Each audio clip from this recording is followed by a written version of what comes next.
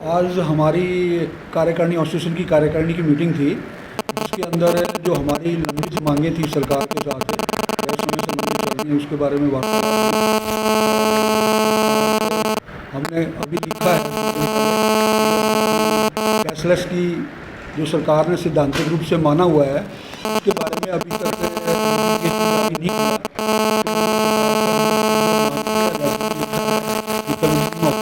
और क्योंकि उन्होंने वायदा किया था, बीजेपी की सरकार, बीजेपी पार्टी ने 2014 में जब ये सरकार आने से पहले इन्होंने अपने मैनिफेस्टो में कि जब हमारी सरकार अगर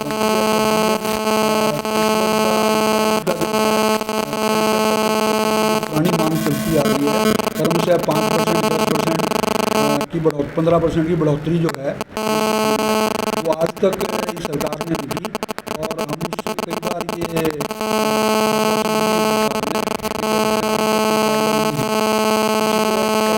सारी बीमारियों की कैशलेस है, उसके बारे में सीएम साहब ने विधानसभा में भी सैद्धांतिक रूप से इसको मान लिया है, लेकिन उसकी सरकार ने तो आज इसी के बारे में हमारी वार्तालाप हुई और सरकार से भी हमने लिखा है। आपके माध्यम से भी हम एक पुरजोर मांग करते हैं कि एम्प्लॉइज़ की पेंशनर्स की जो पुरानी मांगें हैं उनको पूरा किया जाए।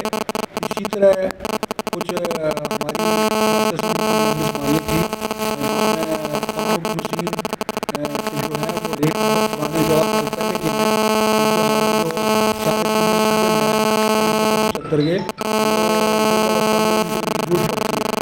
और उसके लिए भी सरकार से हमने प्रार्थना की है कि 16 साल पुरानी जो है उनके रेटों को मार्केट जो रेट है इसी तरह जो डेंटल है वो भी बहुत पुराने हैं, उनको भी 19 साल हो गए और अब उनके रेट मार्केट रेट बहुत बढ़ चुके हैं। सरकार ने 19/3/21 के माध्यम के द्वारा एक लेटर इशू किया है, जिसमें 31 डिवेंचर्स के ऊपर उन्होंने सेंक्शन दी है, लेकिन उसके अंदर एक कंडीशन लगाई है कि आपको रिम्बर्समेंट जो मेडिकल मिलता है ये नहीं मिलेगा। तो वो एक बहुत ही इनजस्टिस है पेंशनर के साथ। तो सरकार से अनुरोध है हमारा कि उस कंडीशन को विड्रा किया जाए, क्योंकि ना तो वो सेंट्रल गवर्नमेंट के ऐसी कोई कंडीशन लगा रखी है, ना ही जो हमें पहले सुविधा मिलती थी उसके अंदर ये कंडीशन लगी हुई है। उसका तो कोई फ़ायदा ही नहीं होता अगर वो कंडीशन लगाई है, क्योंकि जो मेडिकल अलाउंस मिलता है वो हमें और जो डिसीज़ हैं सभी बीमारियां जो ओपीडी में आउटडोर मिलती हैं उसके इन लीव ऑफ दैट जो है मेडिकल अलाउंस मिलता है हमें। इसलिए सरकार से हमें प्रार्थना की है कि आप उस कंडीशन को वे ऑफ करें और बिना कंडीशन के जो मार्केट रेट के हिसाब से उनको कंसिडर करके दोबारा उनको इशू करें। पहले भी आप इस तरह की मीटिंगें कर चुके हैं लेकिन सुनवाई नहीं हो रही। हाँ, हमने भी कई बार ऐसे किया और कई बार सरकार से पत्राचार भी किया है और उन्होंने आश्वासन दिए हैं, लेकिन अभी तक कोई कार्रवाई नहीं हुई इसके बारे में। और सबसे बड़ा मुद्दा डीए का है। महंगाई भत्ता जो है हमारा फ्रीज किया हुआ है जनवरी 2020 से, जो कि अब ड्यू है, हर 6 महीने बाद एक बार मिलता है। तो जनवरी 20, जुलाई 20, उसके बाद जनवरी 21 और अब जुलाई आएगा, आ गया जैसे जुलाई। तो ये 4 किस्तें ड्यू होगी और महंगाई चरम सीमा पर है। सरकार day by day petrol diesel के रेट बढ़े हुए हैं, गैस डीजल के, और महंगाई बढ़ गई है। महंगाई भत्ता जो है वो हमें इन लीव ऑफ महंगाई के ऊपर ही मिलता है और सरकार ने जो है वो उसको रोक रखा है। तो हमारी आपके माध्यम से भी और पत्राचार भी हम करते रहते हैं, सरकार से अनुरोध है कि जो महंगाई भत्ता पेंशनर्स का, चाहे वो वर्किंग है चाहे पेंशनर्स में है, उनको सभी को जल्दी जल्दी उनको रिलीज़ किया जाए, ताकि पेंशनर जो इस कोरोना काल में और भी ज़्यादा कठिन परिस्थितियों में हैं और महंगाई के कारण उनको ये डीए का बहुत शीघ्र जो है जो पेंडिंग किस्तें हैं उनको रिलीज़ किया। आपकी आगामी संजय बटला जी जो कि यहाँ करनाल में रिप्रेजेंटेटिव ऑफ द सीएम हैं हरियाणा के, तो उनको हमने वो दिया है सीएम साहब को पत्र देने के लिए, मुलाकात के लिए। तो उन्होंने हमें आश्वासन दिया है कि जब भी अब सीएम साहब आएंगे यहाँ हम आपकी मुलाकात कराएंगे उनसे, उन्होंने आश्वासन दिया है।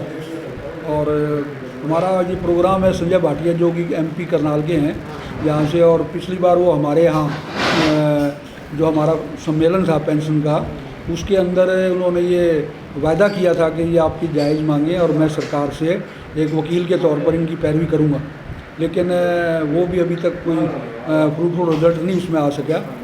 कुछ कोरोना करके लगा लो या कुछ इलेक्शन करके आगे वो बिजी रहे।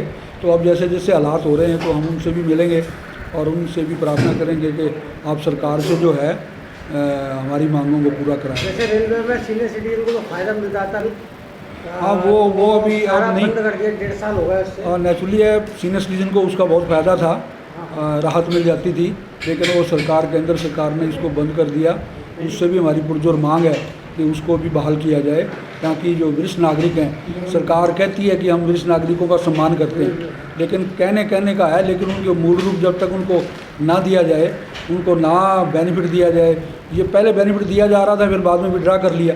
ये तो एक बहुत बड़ा इनजस्टिस है सीनियर सिटीजन के साथ। आपने 7 सालों मुख्यमंत्री जी से बातचीत हुई है पेंशनर्स? हमारे यहाँ 2-3 बार मुख्यमंत्री को हम मिले हैं व्यक्तिगत रूप से, प्रेम प्लाजा में, एक बार पंचायत भवन में, लेकिन हमने डिमांड पत्र दे दिया और उनको अनुरोध किया था कि भाई आप हमें समय दें, लेकिन उन्होंने हमें अभी तक समय नहीं दिया। 7 साल में मुख्यमंत्री जी ने कोई समय नहीं दिया, बल्कि हम बड़े अचरज है हमें कि हम करनाल हमारा हेडक्वार्टर है, हमारी सारी ज़िलों में, बड़े बड़े शहरों में हमारी यूनिट हैं, शाखाएँ 30 शाखाएँ हैं हमारी जो कि काम करती हैं, और हमारा मुख्यालय करनाल में है। और यहाँ से ही जो हमारे मुख्यमंत्री महोदय हैं, हमें गौरव होता है कि हमारे यहाँ से मुख्यमंत्री जी हैं, लेकिन उन्होंने कभी हमारा ध्यान नहीं किया, ना ही कभी समय दिया। कई बार अप्रोच करने के बाद भी, पत्राचार बार पत्राचार करने के बाद भी उन्होंने हमें कोई समय नहीं दिया। मुख्यमंत्री जी अपना विधायक धर्म नहीं निभा। हाँ, नहीं, बिल्कुल नहीं निभा रहे। हम तो यही कहेंगे कि उनको एक विधायक के नाते ही कम से कम यहाँ जो सीनियर सिटीजन हैं, जो पेंशनर्स हैं 65, 70, 75 के, उनकी समस्याओं के बारे में उनसे बात करनी चाहिए, ताकि वो अपने हलके में जिनकी समस्याएं उनको तो हल कर सकें। और जब मुख्यमंत्री जी बने, हमें बहुत खुशी हुई थी कि कम से कम हमारे हलके के एमएलए मुख्यमंत्री जी बने हैं, हमारी समस्याओं का समाधान होगा। लेकिन हमें बड़ा अफसोस है कि 7 साल को लगभग होने वाले हैं, मुख्यमंत्री जी ने हमें कभी समय नहीं दिया अपनी, ना ही हमारी शिकायतों का। उनको पता है हमारी शिकायतों का, क्योंकि हम व्यक्तिगत रूप से भी मिले हैं और एमपी साहब ने भी उनको बताया है, लेकिन उन्होंने कभी हमें अभी तक समय नहीं दिया। जो विधायक प्रतिनिधि हैं, लेकिन उन्होंने आश्वासन दिया है कि अब जब भी मुख्यमंत्री जी करनाल में पधारेंगे, आपको जरूर समय दिया जाएगा। उन्होंने आश्वासन दिया है मिलवाने का, लेकिन वो कब आश्वासन पूरा होता है हम इसकी इंतजार में हैं। 70, 75, 80 साल के हैं, तो सरकार को चाहिए, खासकर मुख्यमंत्री जी को चाहिए कि वो अपने हलके के लोगों की समस्याओं को सुने। और पेंशनर्स की जो पुरानी डिमांड चलती आ रही हैं, जो हमारी 65, 70, 75 वाली डिमांड है, ये बहुत पुरानी डिमांड है। और जो पिछड़े हुए राज्य हैं, जैसे आंध्र प्रदेश है, हिमाचल है, पंजाब है, चंडीगढ़ है, उन्होंने अपने पेंशनर्स को ये सुविधा दी हुई है, क्योंकि 80 के बाद 20% की इंक्रीज़ बेसिक पे में प्रावधान है, लेकिन 80 तक पहुँचते आदमी नहीं पहुँच पाता। बहुत से हमारे साथी जो है उससे पहले ही पहुँच जाते हैं ऊपर।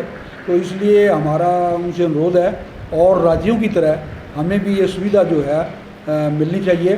65 पर 5%, 70 पे 10% और 75 पे 15%। ताकि जी पेंशनर साहब कहाँ से पहुँचे हो जाए? कहाँ से आए हैं? आज हमारे यहाँ सारे जो पेंशनर्स की जो हमारी एग्जेक्टिव की मीटिंग है, ये सारे करनाल के हैं मेंबर जो हैं।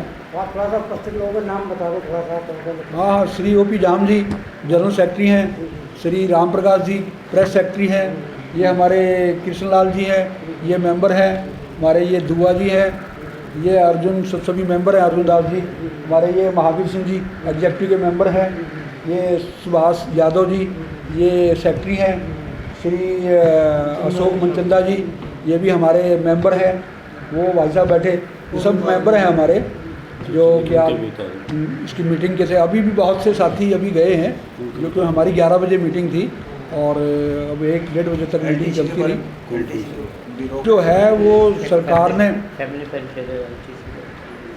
LTC जो है वो सरकार ने पहले 1 साल की रोकी थी। अब पहले तो सरकार ने लेटर जारी किया 1/4/6 को कि जो 70 के ऊपर के हैं उनको अब मिलेगी, लेकिन बाद में उस लेटर को विड्रा करके उन्होंने मॉडिफाई कर दिया कि इस साल जो 2021 में है वो 80 से अबों को मिलेगी। मेरा क्योंकि महंगाई का ज़माना है, इधर से टीए भी रोका हुआ है, तो एलटीसी जो है वो जैसे पहले वाला लेटर आया था उसको स्टैंड बाई रखें। और एलटीसी बहुत से लोगों को जिनको अब लेटर आने के बाद भी जो ट्रेजरी से है, वो ट्रेजरी से अभी तक उनको एलटीसी नहीं मिली, जो 80 वाले हैं। तो हम उनको मिले थे, मैंने फ़ोन भी किया टीओ साहब को, तो वो कहते हैं कर रहे हैं 4-6 का लेटर है, उसके बाद भी आज भी देख लो आप, एक महीने से भी ज़्यादा हो गया, 1.5 महीना हो गया, बहुत से साथियों को अभी नहीं मिली है। तो ये सरकार से अनुरोध है, अपने जो आदेश दिए हैं उनके ऊपर तुरंत कार्रवाई करवाएं, और जो पहले लेटर इशू हुआ है 70 से होगा, अगर पॉसिबल है तो उसके अनुसार जो है वो एलटीसी हमारे पेंशनर्स को मिलनी चाहिए।